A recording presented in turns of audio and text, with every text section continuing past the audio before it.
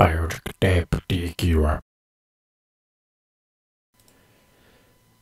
ladies and gentlemen, Koldar here. Today we are doing another heroic guide for Throne of Thunder, and this is for Ji-Kun, the lovely bird. So this fight is not too difficult on heroic.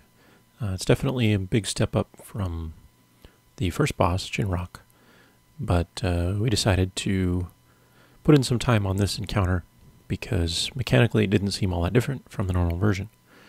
And as you'll see here, it eventually paid off. So let's get started with some of the differences on normal and heroic, and then we'll get right into all the basic mechanics. So the good news about this encounter is that on heroic, there's really only one major change from the normal version, and that is the addition of a new add type that you'll get every once in a while on one of the nests called the Nest Guardian. And you can see one of them right there. It's a very large bird, kind of a miniature Ji-Kun. And generally speaking, these will require a tank to be in your nest rotation so that they can pick up these guardians when they're due. And we'll get into the specifics of how you manage that order and all that stuff, as well as a few other ways you can handle them. But for the most part, that's the basic idea. The heroic version forces you to keep a tank or tank-capable player on the nests when a guardian is active. Otherwise, you can just do it like normal, where you don't need an actual tank, and it's just DPS and maybe a healer. So, other than that, all the mechanics are the same on normal, just ramped up for heroic difficulty, so damage and all that is much higher. Now, raid composition is pretty standard fare. You will need 2 tanks due to the debuffs that the tanks will get from the boss, and you'll need 2 or 3 healers, as usual. Now, in this case, I highly recommend 3 healers when you're especially learning this fight. However, this doesn't mean just 3 healers that spam heals all the time. This basically means a primary healer that will be on the main platform dealing with tanks and miscellaneous damage most of the time, and then 2 secondary healers that are part healer, part DPS. So obviously if you don't have these available, then that method will not work as well. But Disc Priests are very good at this. Mistweaver monks are very good at this. Basically a healer that is capable of doing moderate DPS and then swapping instantly to healing when it's necessary due to Quill's damage primarily. Now you can deal with Quills without heals directly.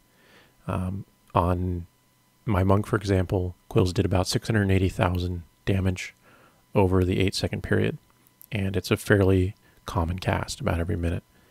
So if your players that are on nests when Quills are active have some way to deal with that damage without dying, then you don't obviously need a direct healer to help them, and this means you can easily 2-heal it by just keeping 2 healers on the main platform the whole time. The problem is you also have to deal with Nest Guardians every once in a while, and when this happens with Quills, that's a lot more damage, and so it's going to be tricky. So again, I recommend 3 healers if you can swing it, but if you just absolutely can't meet the DPS requirement with those 3 healers, you can find a way to do 2 with proper cooldown management for Quills effects and things like that. And we'll get into dealing with that later. But for now, just keep that in mind when you're deciding your raid composition. Now, just like in normal, most of this fight really revolves around the management of the nests around the room and how you deal with the spawning eggs and potential adds that you'll get from them. So on heroic, this is even more important just due to the high damage requirements, the more health of the eggs, the damage output of the spawns if they do appear, all that good stuff. So if you have a proper setup for dealing with these nests, getting people where they need to be, when they need to be there, and then minimizing the wasted damage from flying around, things will be a lot easier for you. So this is really one of those fights where planning ahead and knowing what you're going to do when you go into the fight for the first time will save you a lot of headache. There's no reason that you can't absolutely plan exactly what you're going to do before you even take a look at the fight in terms of nest management and players and orders and all that stuff. And I'll try to offer as clear and concise a guide as I can to how you might want to go about doing that. So I should talk briefly about the importance of maximizing the spread of feathers throughout the raid in order to take advantage of the feed young globules that will apply primal nutriment. So, as you may be aware from normal, if a player is flying in the air and intercepts a feed young globule, they'll get primal nutriment for 30 seconds, which increases damage by 100% and healing by 30% for the duration. It also does some damage to you, but it's pretty minor. So this buff is very important in order to meet the DPS requirement for this encounter, especially if you're just doing it for the first time and if you're doing 3 healers like we are here. So maximizing the usage of the extra feathers you have throughout the raid in order to get this buff whenever you can will be very important. You can obviously waste a lot of feathers if you don't try to figure out the proper order to take advantage of this. So the best way that we found to do this is to split up the bottom nest feathers amongst 2 basic unique groups. So the feathers only appear on the bottom nests, and there are of course 4 eggs on each of the 3 bottom nests, giving you 12 feathers in total. On Heroic, when you pick up a feather, it will give you 3 charges, and you can have a maximum of 4 charges in total. So if you pick up 1 feather and you're at 3 charges, and you use up to 2 of those, when you get another feather, you'll gain another 3 charges, but you will not exceed 4 total.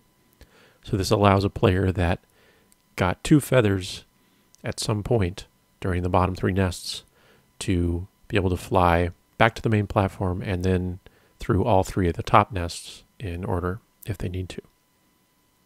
So the basic setup that we're using here is the first nest on the bottom. We have a group of 3 unique players plus an extra player, pick up all the feathers. Then the second bottom nest, we have a completely separate group of 4, pick up the feathers there. So that's 8 players in total. And then on the third bottom nest, we have our original trio plus 1 different extra player picking up the feathers. So this allows the trio that was on the first nest and now the third nest to refresh, giving them 4 charges total. And then we have the extra feather going to someone that stays on the main platform. So obviously this is 9 out of 10 players that are able to get feathers throughout the 12 that are totally available. So this means that because you have 3 people that are refreshing that need to use them on the top nest, this is about as efficient as you can get in terms of feather usage. Now the next thing to consider is the assignment of players within the groups to deal with nests. And generally speaking, you're going to want to assign 2 different groups of 3 unique players each to be the handlers of the nests for the most part. And this will allow you to, of course, easily refer to these different groups throughout the raid and just quickly know on this particular spawn or this particular nest, you're sending Group A, and on this one, you're sending Group B, that kind of thing. So 2 groups of 3 each, obviously 6 players in total. You'll also need to have both your tanks go to various nests throughout the fight due to Guardian spawns. And then you'll also have a random 9th player. Generally, this will be your remaining DPS player to get extra feathers. We'll talk about that in a moment. So to reiterate, you're going to have Group A, which will consist of 3 players, and this is your primary nest group. These players will deal with the majority of the nests, about 12 out of the 16 total nest spawns, if you actually deal with all 16 nests, which is unlikely. But basically they're going to do the vast majority of the nest management. And so in this video footage, that's the group that I'm in. I'm in Group A here. So you get to see most of the nest management for the footage. This group should be your strongest DPS healer. So the healer that can do the most, basically AE DPS, not necessarily just single target damage, since you're often dealing with 4 eggs or perhaps 2 to 3 targets in the other nests. And then it also should be 2 other DPS. preferably, again, strong AE DPS, but you want to usually use your melee DPS in this primary group. The reason for that is simply that positioning for melee on the main platform can become an issue later in the fight due to the pools on the ground. So allowing your melee to not worry about that by dealing with nests most of the fight is going to be preferential. Then Group B is again 3 players, different from Group A. This is your secondary nest group, so they will deal with 4 of 16 nests in total, again if you do all of them, which you won't. This is going to be your second best DPS healer, along with 2 other DPS players. And then finally you have, of course, your 2 tanks, and then your extra DPS player, which will be rotated on various nests to pick up extra feathers that are not used by one of the trio groups, primary or secondary. So the nest group order and rotation is, of course, the meat and potatoes of the entire strategy. This is really the key to everything, and if you set up everything properly before the raid, you know what you're going to do based on this order, then things will be much easier, and it'll just take a little bit of practice to get it all down. So if you look here, this diagram is just a top-down view of the entire room, with, of course, the platform in the center, and then the outer edge of the room indicated by the circle. And then these are the nests around the room. So there are actually more nests than you see here, but there are only 6 that are ever activated or used during the fight. So the nests in green are the upper nests, and the nests in red are the lower nests. So obviously if it's a green nest, that means you're flying up to get to it, and a lower nest, you can always drop down to it. You do not need to fly. So when you're going through the fight, the nests will activate in a specific and always the same order. So you will always know this nest is about to come up next and prepare ahead of time so that your raid can be in position and get going as soon as possible. So just to assign these an actual name, the first nest to activate is the bottom nest, number 1. It's to the north-northeast position. Bottom nest number 2 is south-southeast. Bottom nest number 3 is south-southwest. And then the 4th nest to activate is the first nest on top. So top nest 1 is east-northeast. Top nest 2 is south-southeast. And top nest 3 is center. So just slightly off center, but basically center of the platform. Now the order that the nests activate is the same on heroic as it is on normal. But I, for one, didn't really know it that well for normal, so here's the actual chart on the left, just to reiterate it. So basically you can see the spawn number. This is the nest spawn number, just the counter of it. So you can see spawn number 1 is always the bottom nest number 1, and there's no guardian on it. Obviously, keeping track of the guardian spawns is very important, since you need to be able to have a tank in position to tank it, or someone that's capable of tanking it, if not an actual tank. So spawn number 2 is bottom nest number 2 with a guardian.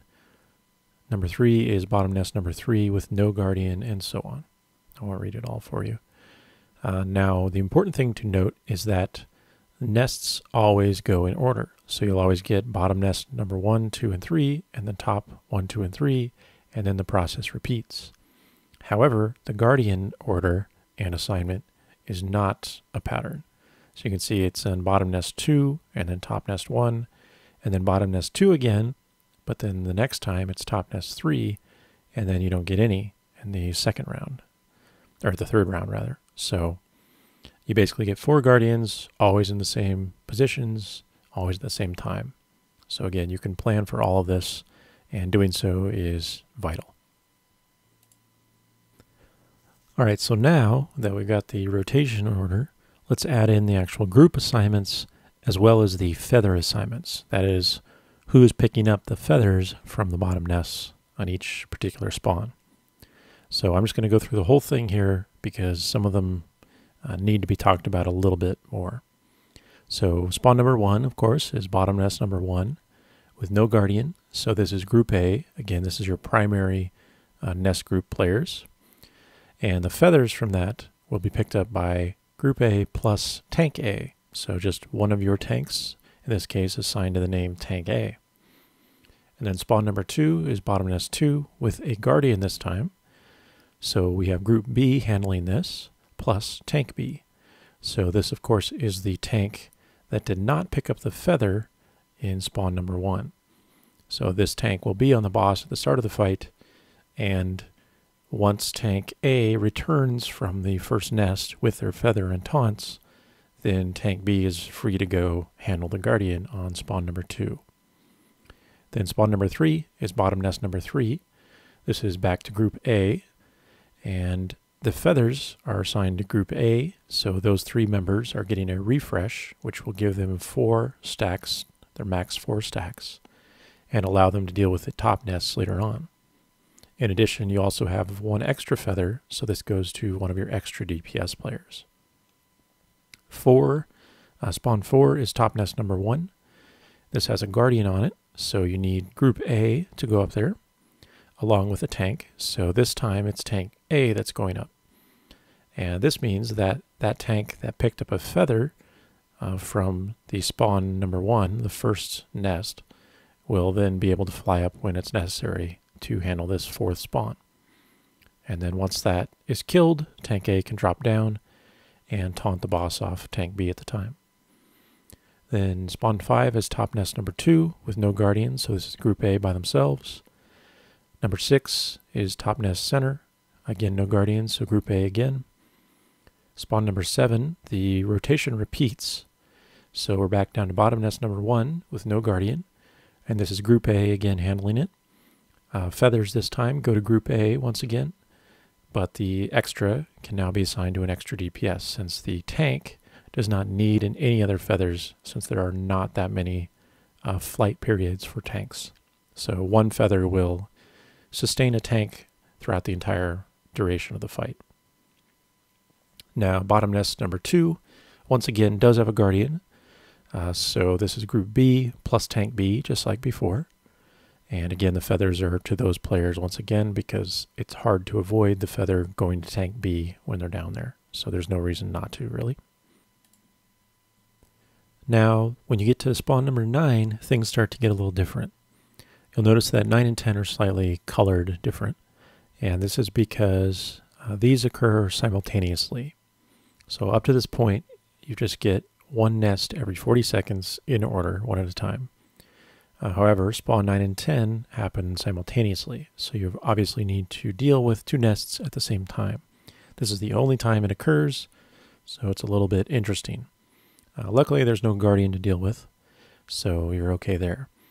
So the basic plan here is that as spawn number 8 is being killed in bottom nest number 2 by group B and tank B, once group B picks up those feathers, they immediately fly up to the platform, wait there in position, ready to fly again as soon as their cooldown is available, and they fly up to top nest number 1 to deal with spawn number 10. This is the only time throughout the fight that group B members will have to do anything except handle bottom nest number 2. So it's important that they do this very quickly and don't take too long to get up there. Now it's only 2 eggs up there, so because group B will generally have 2 DPS and a healer, you can either send all 3 players or you can only send 2. We just elected to send just the 2 DPS from group B, and our healer just stayed on the main platform for that.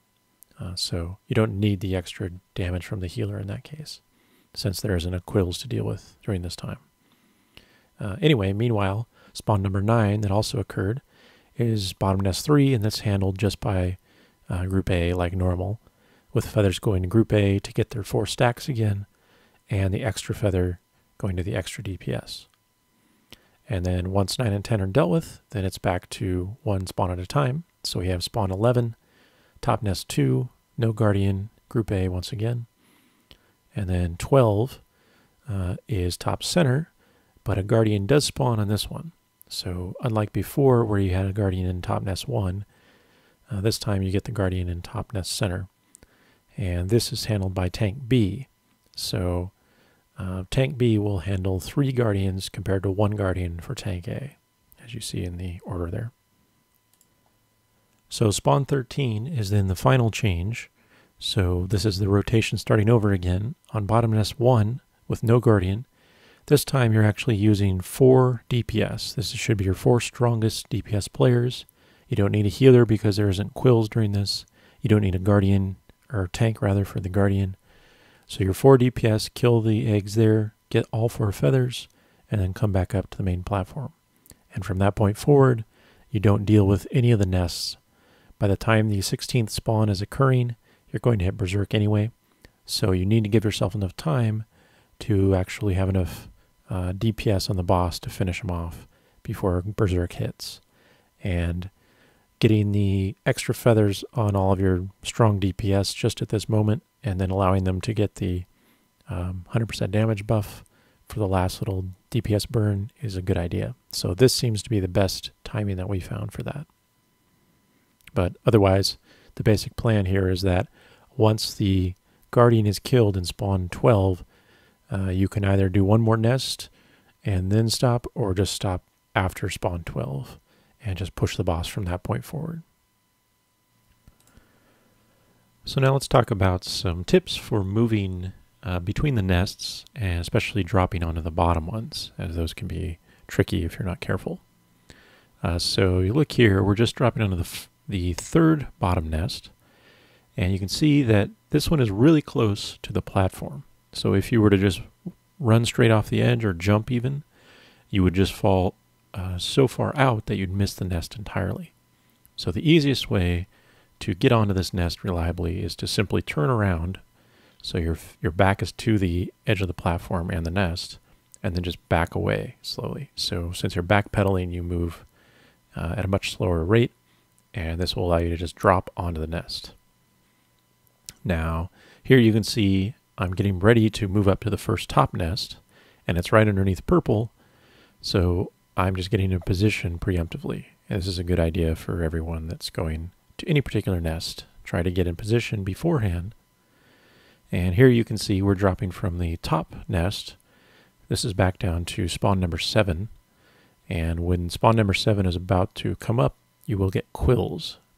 So you can see that my group goes directly from the top nest down toward the first bottom nest.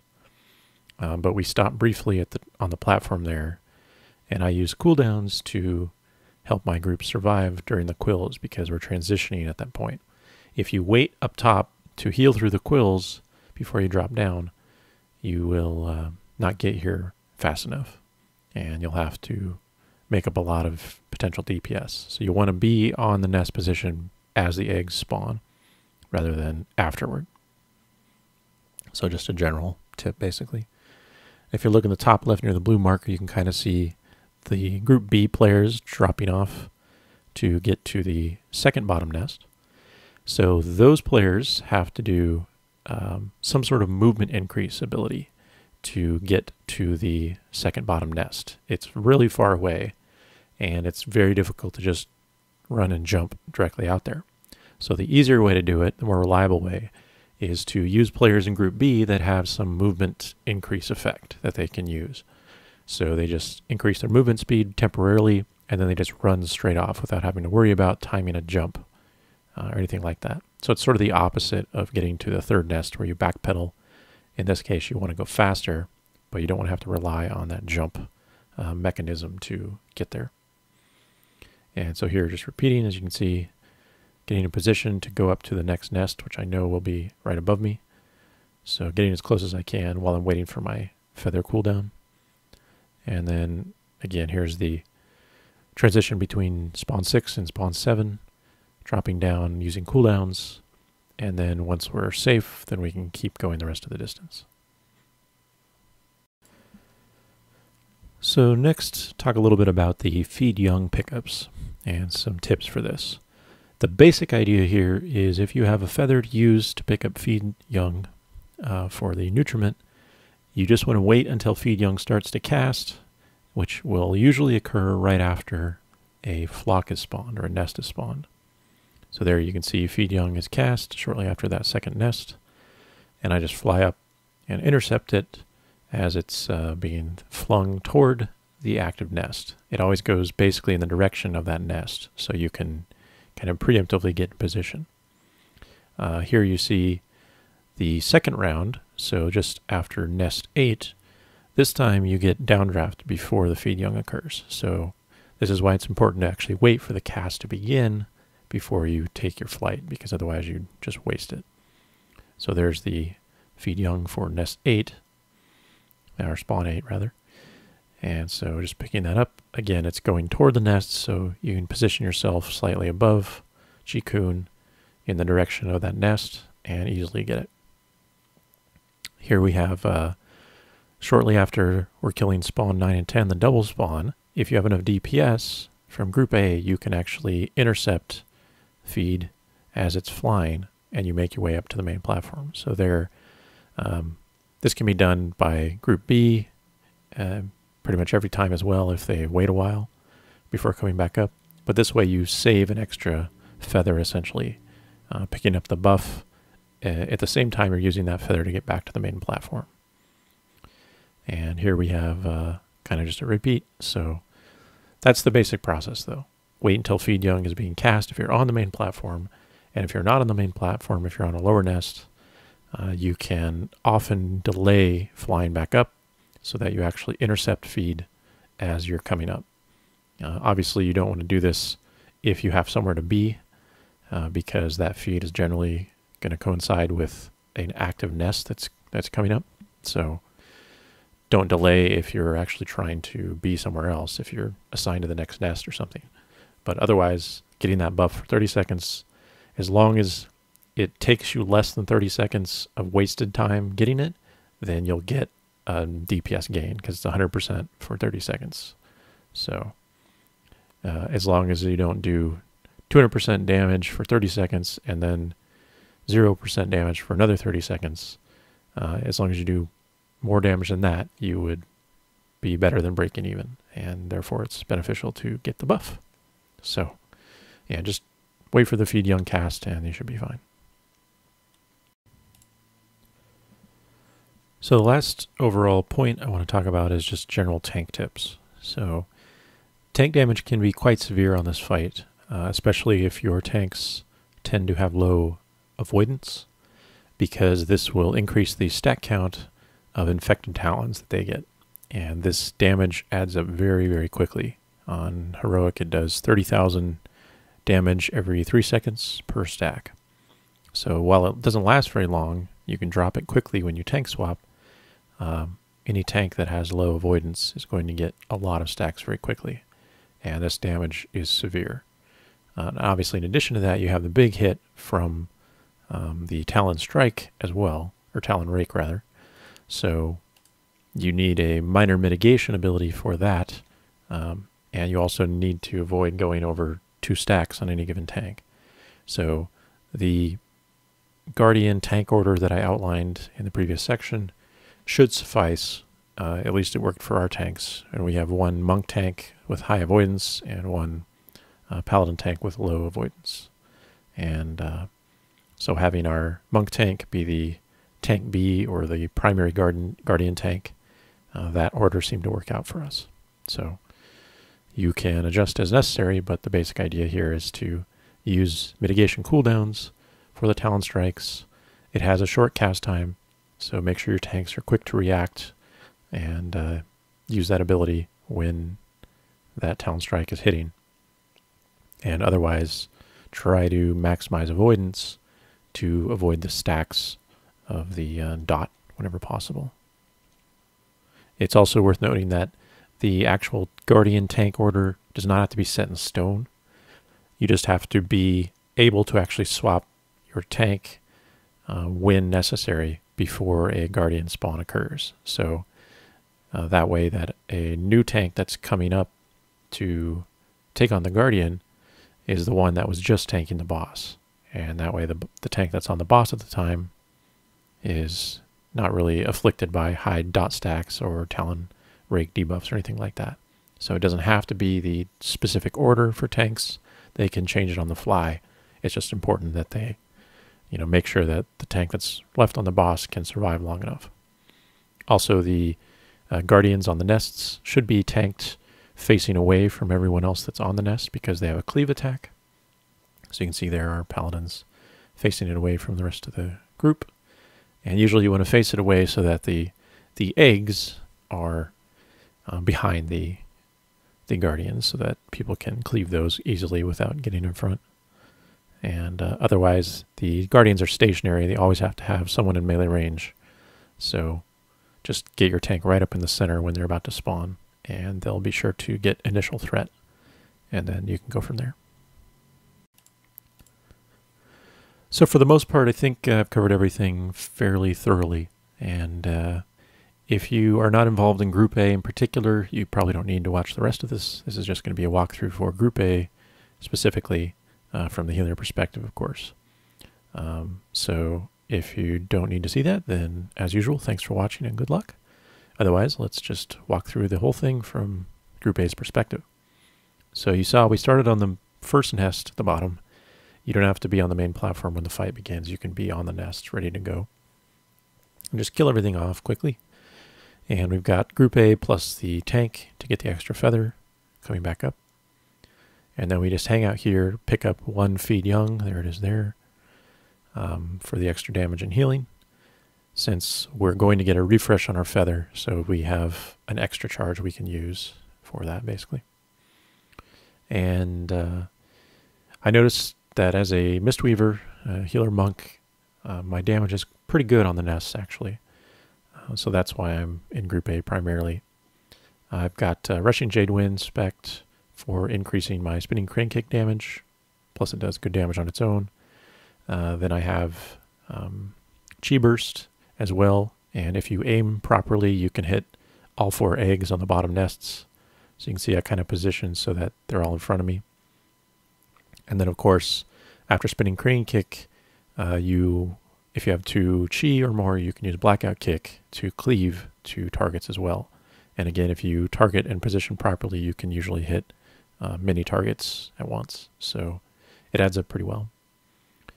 So anyway, we did our backpedal drop onto the bottom 3rd nest. And after we come back up, I get in position just below the next nest. So it's above where the first nest is on the bottom, is the first nest on the top. And this is, we have a guardian, so we're sending our tank up with us. And the tank should usually be in position before the rest of the group. If not, there's some risk of dying from the guardian damage. But that shouldn't be a problem. Your tank should be able to taunt off, so this one can come up here in time. Now here we decided to actually keep one of our DPS in Group A down on the main platform because we have the extra DPS from the tank. So it's just me and our DPS warrior from Group A plus our tank to deal with this platform. We decided to do this for the Guardian one because the tank should have enough extra DPS to finish the 2 eggs, the mature eggs up top in time. And you can see that we did have enough, just barely, but it was enough. And that allowed our DPS shaman to stay down, grab an extra feed, and do some extra damage to the boss.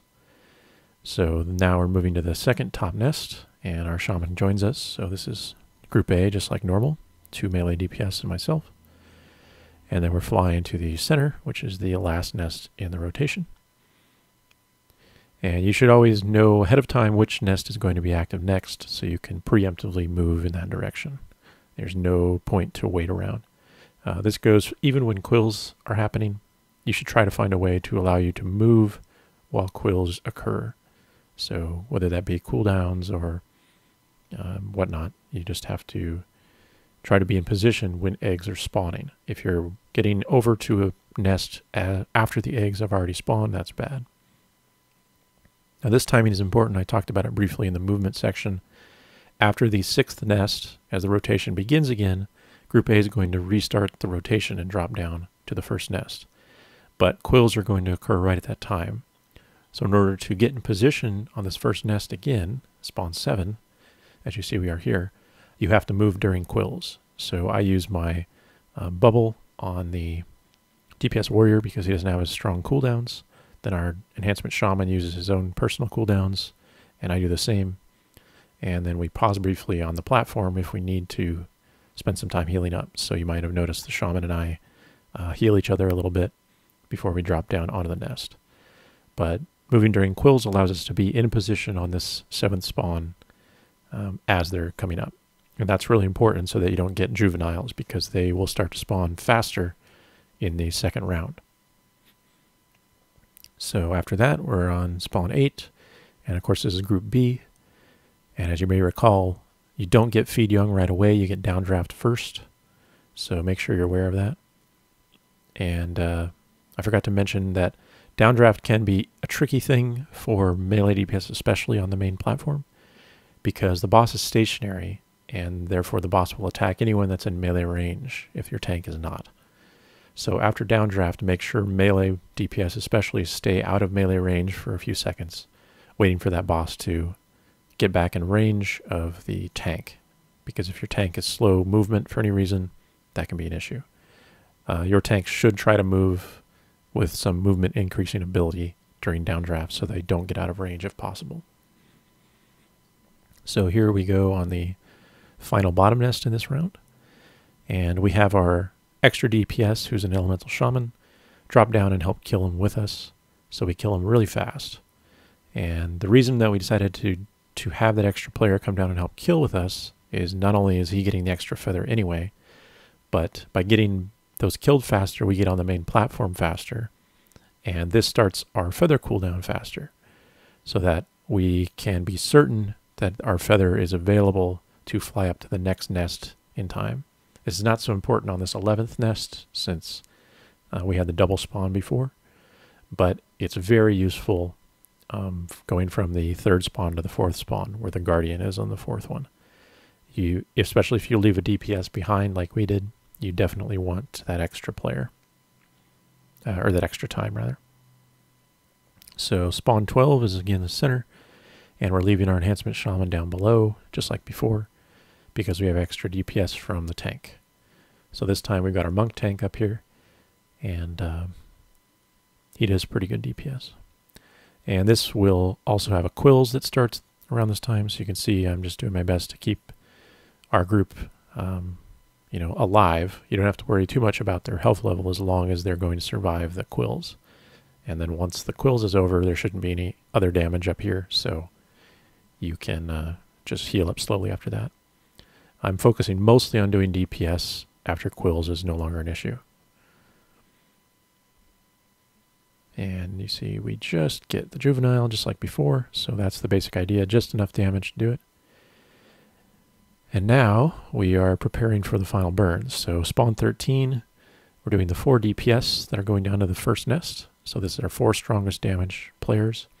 There is no quills while they're down there, so they'll be able to kill it and get back up in time.